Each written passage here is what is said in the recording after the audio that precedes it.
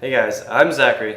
My name's Mohammed. And we're going to be talking about Destiny. We'll be doing a quick overview about the general gameplay, what consoles it's on, and stuff that we think is awesome. Alright, so Destiny itself came out on September 9th, 2014 and released on 4 platforms, namely the PS3, the PS4, the Xbox 360, and the Xbox One. It's a first-person shooter with RPG elements. So the plot of the story is a large celestial spherical body called the Traveler came to Earth, increased the lifespan of humans, and created life on uninhabited planets in our solar system. Unfortunately, its enemy called the Darkness found it and destroyed most of what the Traveler had done. In the game, you play the role of a guardian, whose job is to protect the Traveler and fight back against this darkness. In Destiny, there are 2 main game modes. The first is story missions and strikes, in which you fight against the darkness, which is controlled by a computer. There's often an objective, and by completing a mission, you find more about the story of Destiny. The other main game mode is called Crucible. Crucible is where you are playing against other players, and you have a team of other players as well.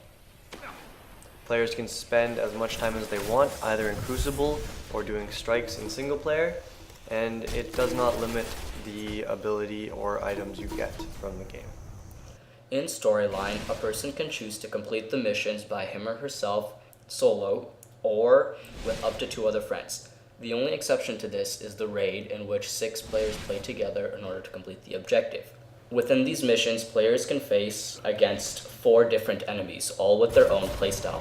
For example, Hive involves a zombie-like creature which chooses to charge at you, having support by flying wizards shooting bolts. Another enemy is the Fallen. The Fallen are the first enemies you face in Destiny, and they are generally the weaker type. But as you get to higher levels, the enemies can go invisible. They also charge at you with swords while they're invisible, so it requires a sharp eye to spot your enemy before they get to you. Another enemy you will encounter in the world of Destiny are the Cabal. The most prominent feature about the majority of Cabal is their large size and their riot shields. The inclusion of a riot shield for the Cabals makes combat even more difficult because they can now block shots, meaning that in order to defeat them, you will need to flank them from the sides or behind. One of the last enemies you encounter in Destiny are the Vex. The Vex are a hive mind that are robotic. Their most prominent feature is the fact that they can teleport. The reason this is so important is because they also come at you in large numbers. An empty room you just walked into could soon become a room filled with dozens of Vex ready to gun you down.